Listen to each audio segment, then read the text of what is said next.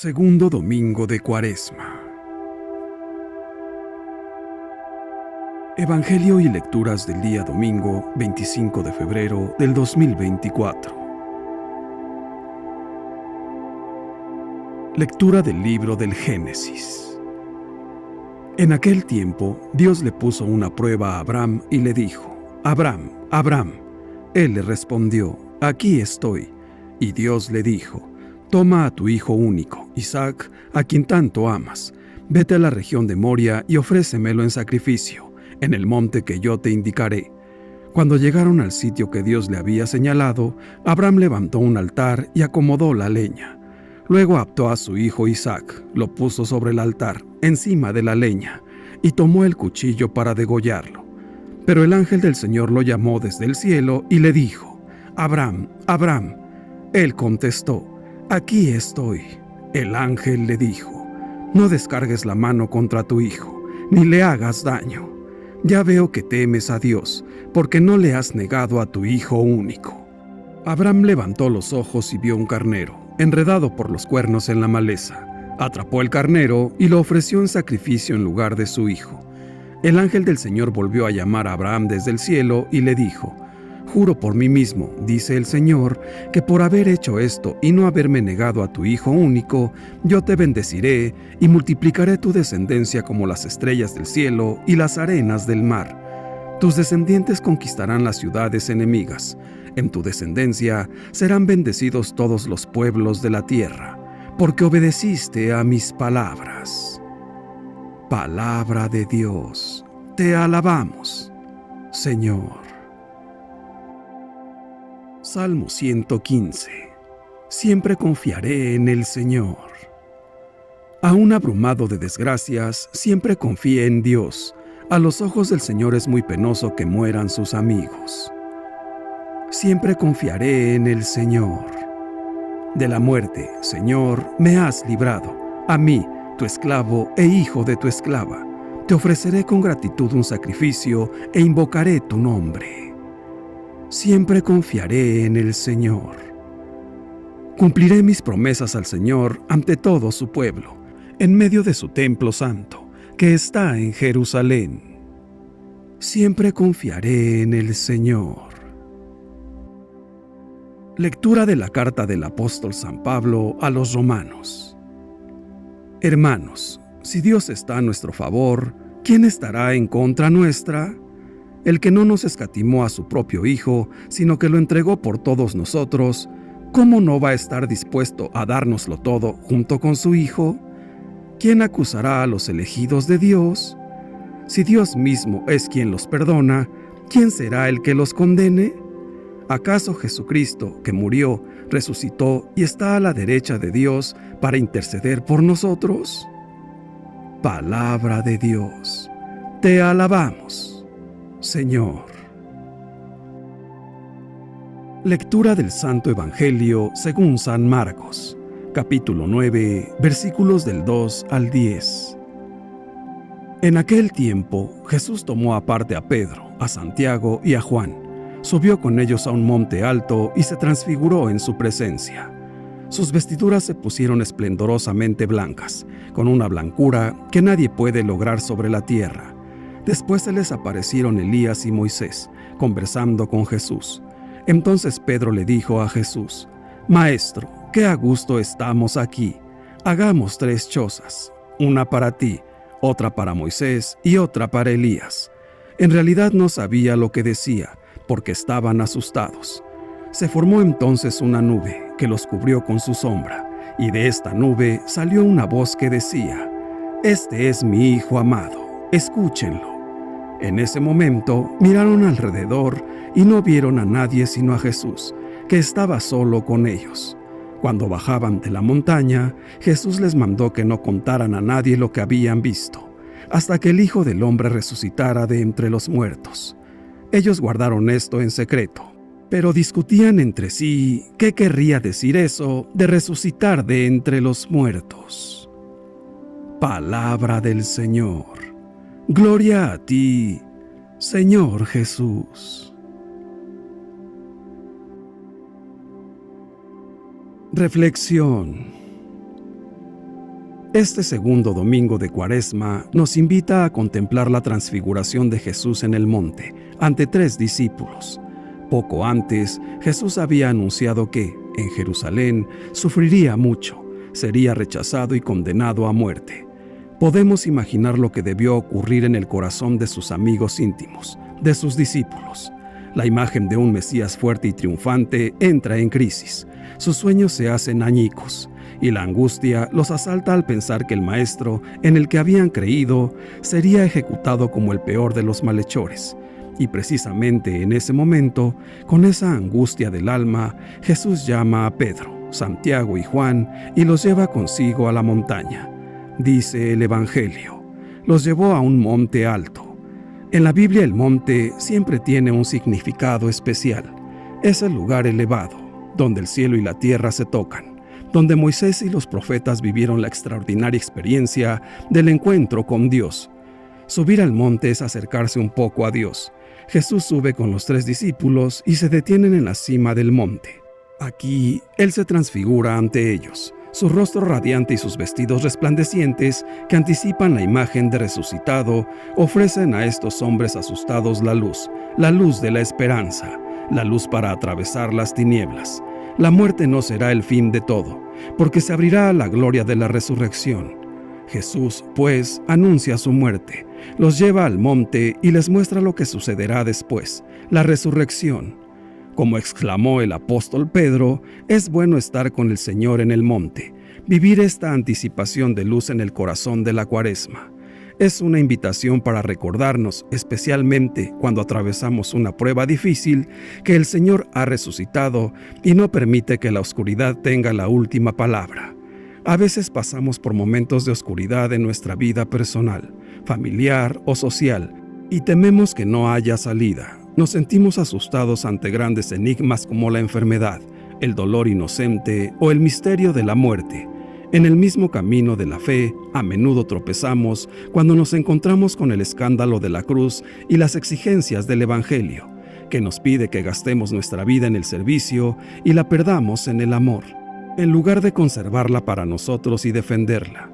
Necesitamos, entonces, otra mirada, una luz que ilumine en profundidad el misterio de la vida y nos ayude a ir más allá de nuestros esquemas y más allá de los criterios de este mundo.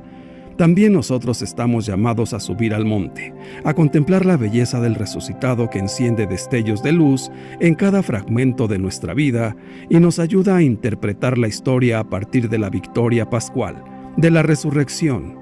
Pero tengamos cuidado. Ese sentimiento de Pedro de que es bueno que estemos aquí no debe convertirse en pereza espiritual. No podemos quedarnos en el monte y disfrutar solos de la dicha de este encuentro. Jesús mismo nos devuelve al valle, entre nuestros hermanos y a nuestra vida cotidiana. Debemos alejarnos de la pereza espiritual. Estamos bien con nuestras oraciones y liturgias, y eso nos basta. Subir al monte no es olvidar la realidad. Rezar nunca es escapar de las dificultades de la vida. La luz de la fe no es para una bella emoción espiritual.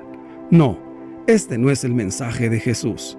Estamos llamados a vivir el encuentro con Cristo para que, iluminados por su luz, podamos llevarla y hacerla brillar en todas partes. Encender pequeñas luces en el corazón de las personas. Ser pequeñas lámparas del Evangelio que lleven un poco de amor y esperanza. Esta es la misión del cristiano católico. En esta segunda semana de Cuaresma, la liturgia nos invita a gustar internamente la fuerza humana y espiritual que ofrece la vivencia de la transfiguración del Señor. El evangelista San Marcos y también Lucas y Mateo relatan la transfiguración como una experiencia de transformación personal y comunitaria. En esta experiencia hay 4 aspectos que tienen gran implicación para la oración personal y para la vivencia comunitaria de la fe. Estos aspectos son: apartarse para estar con Jesús, abrirse a la gloria de Dios, escuchar a Dios y volver a la cotidianidad de la vida.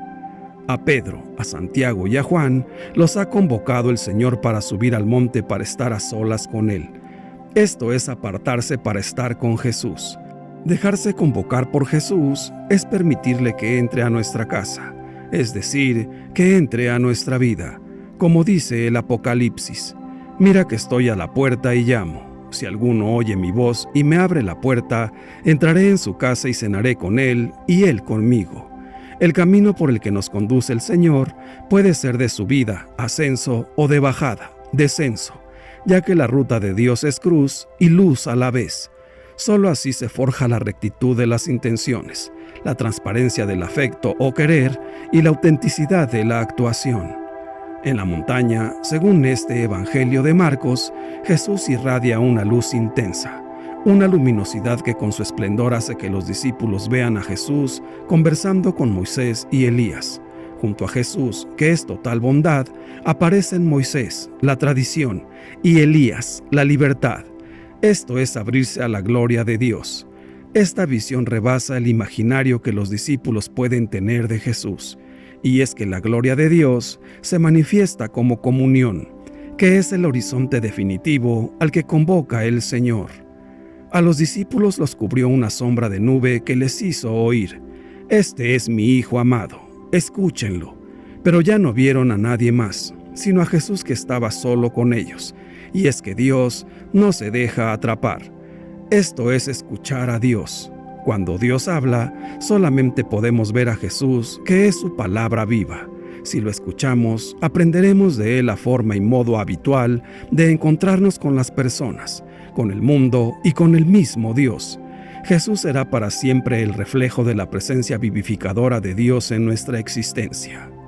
Al bajar de la montaña, Jesús pidió a sus amigos contar lo vivido cuando él volviera de la muerte. Y es que el encuentro con Dios no es para huir o apartarnos de la vida, sino para bajar y sumergirnos más y mejor en ella. Esto es volver de la montaña de Dios a la cotidianidad de la vida.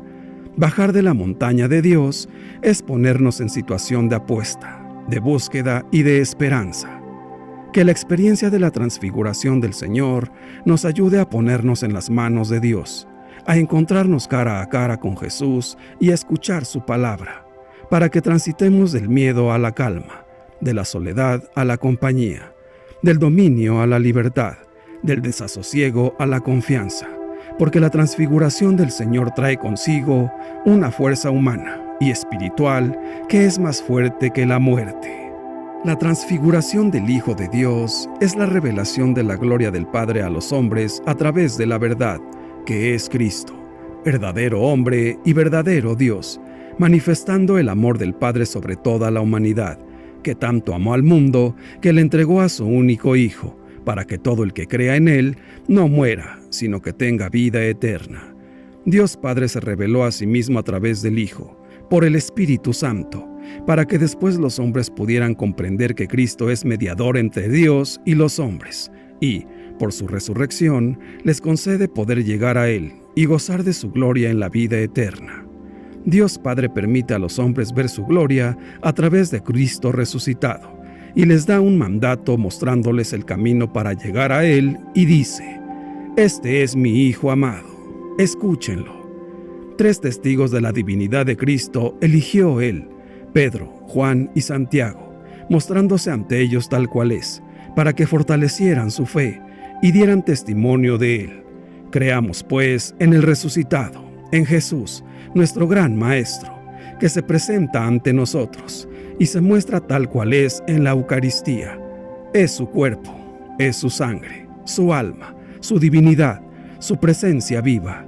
Él mismo que padeció y murió crucificado por nosotros, resucitó y se entrega a nosotros para alimentarnos y compartir con nosotros su gloria, configurándonos con Él al recibirlo, porque no es Él quien se transforma en nosotros, sino que nos transforma en Él, para hacernos igual a Él.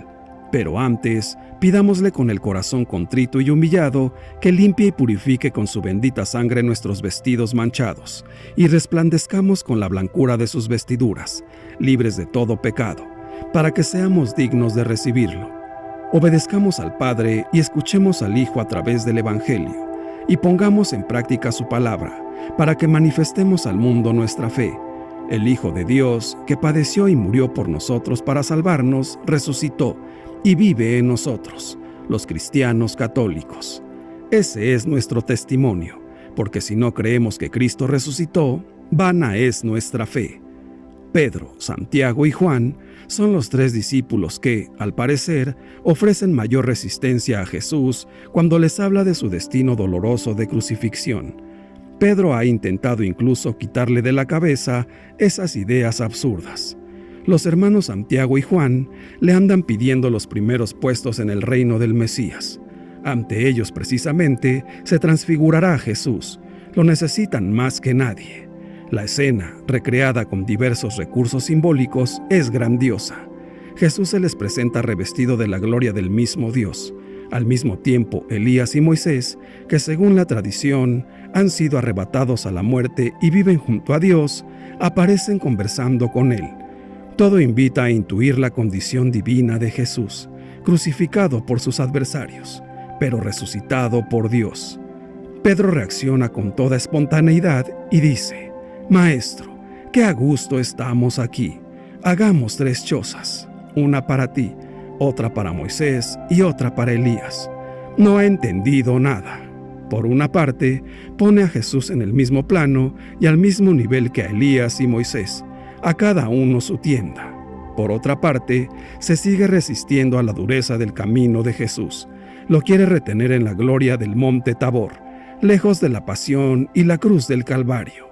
Dios mismo le va a corregir de manera solemne y le dice: «Este es mi Hijo amado, escúchenlo». No hay que confundirlo con nadie. Jesús es el Hijo de Dios. Jesús irradia luz. Es el Hijo amado y su palabra es la única que hemos de escuchar y compartir, porque es la que nos llevará al Padre, a la vida eterna. El mensaje de Jesús encuentra hoy muchos obstáculos para llegar hasta los hombres y mujeres de nuestro tiempo. Al abandonar la práctica religiosa, muchos han dejado de escucharlo para siempre. Ya no oirán hablar de Jesús si no es de forma casual o distraída. Mucha gente ya no asiste a la iglesia, ya no participan en la misa. Es penoso, pero también quienes se acercan a las comunidades cristianas católicas no pueden apreciar fácilmente la palabra de Jesús. Su mensaje se pierde entre otras prácticas, costumbres y doctrinas. Es difícil captar su importancia decisiva. La fuerza liberadora de la palabra de Jesús queda a veces bloqueada o confundida por lenguajes y comentarios ajenos a su enseñanza. Ahora, lo único que puede ofrecer la Iglesia a la sociedad moderna es la buena noticia proclamada por Jesús y su proyecto compasivo del reino de Dios. No podemos seguir reteniendo la fuerza piadosa y transformadora de su palabra. Hemos de hacer que su palabra corra limpia, viva y abundante por nuestras comunidades y que por medio de nuestra voz y nuestras buenas obras llegue hasta los hogares. Que la puedan conocer quienes buscan un sentido nuevo a sus vidas, que la puedan escuchar quienes viven sin esperanza. Hemos de aprender a familiarizarnos con los relatos evangélicos, ponernos en contacto directo e inmediato con la buena noticia de Jesús. En esto hemos de gastar las energías. De aquí empezará la renovación que necesita hoy la Iglesia, aprendiendo la palabra, pero sobre todo poniéndola en práctica. Esa será la verdadera transformación de un cristiano católico. Dejemos entrar en nuestra vida a Jesús y dejémonos transformar por su infinito amor y misericordia. Hermanos míos, subamos con Pedro, Santiago y Juan al monte de la Transfiguración y permanezcamos en contemplación del rostro de Jesús para acoger dócilmente su mensaje y traducirlo en nuestra vida, a fin de que también nosotros podamos ser transfigurados por el amor. Nuestro Padre Dios es amor, Jesús es amor, y solo el amor es capaz de transformarlo todo. La espiritualidad cristiana tiene como característica el deber del discípulo de configurarse cada vez más plenamente con su Maestro, con Jesús, dando testimonio de su amor. Dios nos está esperando para darnos a conocer la profundidad de su amor y darnos a gustar, como a los apóstoles, la plenitud de su gloria. Y si perseveramos con fe en la oración y en la obediencia, lo alcanzaremos. Padre nuestro, crea en nosotros un corazón limpio. No nos alejes de tu presencia ni nos quites tu Santo Espíritu. Devuélvenos la alegría de ser llamados hijos tuyos. Danos la fortaleza, Padre, para obedecer tus mandatos. Te lo pedimos con un corazón afligido. Por favor, no nos desprecies. Llena con tu amor paternal nuestras vidas. Ven, Todopoderosísimo Espíritu Santo, hoy y siempre te decimos, gracias, porque desde el día de nuestro bautismo has tomado posesión de cada uno de nosotros, transformándonos en templos vivos donde tú moras juntamente con el Padre y el Hijo, y descendiste a nuestros corazones con la plenitud de tus dones, para que llenos de fe viviéramos una vida íntegramente cristiana. Señor Jesús, gracias por enseñarnos por medio de tu transfiguración la grandeza de tu gloria. Solo por medio de tu palabra, de tu luz y tu amor, puedes convertirnos en discípulos y misioneros, y así, con nuestro testimonio, podremos acercar a ti a otras personas, especialmente a los que más te necesitan en su corazón, para que conozcan el consuelo de tu cercanía y lo maravilloso de tu amor. Santísima Virgen María, ayúdanos a ser humildes para poder recibir la luz de tu Hijo amado Jesús y compartirla. Abre nuestro oído a su palabra, para que en él reconozcamos la voz de Dios, nuestro Padre eterno. Dios te salve María. Gloria al Padre, y al Hijo, y al Espíritu Santo, por los siglos de los siglos. Amén. Que Dios nos bendiga a todos. Amén.